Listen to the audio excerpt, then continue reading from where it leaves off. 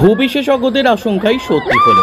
মঙ্গলবার সকালে পূর্ব সিকিমের সিংটামের দীপু দারার কাছে বালুধারে NHPC তিস্তা স্টেজ ভি পাওয়ার হাউসে আঘাত হানল ভূমিধস। স্থানীয় বাসিন্দাদের ক্যামেরায় ধরা পড়েছে ভূমিধসের সেই ভয়ানক দৃশ্য। বড় পাথর, গাছপালা সহ পাহাড় দ্রুত পাওয়ার হাউসের দিকে ধেয়ে আসছে দেখাই যাচ্ছে ভাইরাল ভিডিওতে।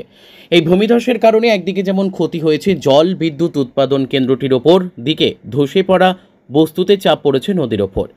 উল্লেখ্য, এ মাসের 9 তারিখে সিকিমের সোরেং এলাকায় সৃষ্টি হয়েছিল 4.4 মাত্রার ভূমিকম্প। তারই পার্শ্ব প্রতিক্রিয়া কিনা এই ভূমিধস, সেই বিষয়টি খতিয়ে দেখছে সংশ্লিষ্ট মহল। যদিও সিকিম পাহাড়ে লাগাতার ভূমিধস প্রসঙ্গে আগে থেকেই সতর্কবার্তা দিয়েছিলেন ভূবিশেষজ্ঞরা। এই প্রসঙ্গে ভূবিশেষজ্ঞ জাতিশ্বর ভারতী সম্প্রতি বলেছিলেন, এই ভূমিধসের অন্যতম কারণ হাইড্রাল প্রজেক্টগুলো, কারণ বিদ্যুৎ উৎপাদনের জন্য সারা বছর অতি উচ্চতায় তিস্তার জলকে আটকে রাখা হচ্ছে, যার ক্যাপিটারি অ্যাকশনে পাহাড় সারা বছর ভিজে থেকে নরম হচ্ছে। এর সঙ্গে ব্যাপক গাছ কাটার ও একটি বড় প্রভাব পড়ছে। সব মিলিয়ে বাড়ছে বন্যা ভূমিধস। Bureau report, news today India. তিস্তাতে প্রচুর পরিমাণে বাঁধ দিয়ে হাইড্রোইলেকট্রিক প্রজেক্ট তৈরি করা হয়েছে এবং সেই বাঁধে সারা বছর ধরে জল ধরে রাখা হচ্ছে।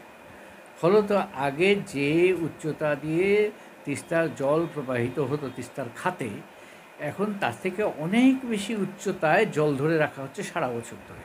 এবং এই সারা বছর ধরে পাহাড়ের দুই ধারে ক্যাপিলারি অ্যাকশনে শিলাস্তর জল ঢুকে নরম হয়ে থাকছে, আলগা হয়ে থাকছে।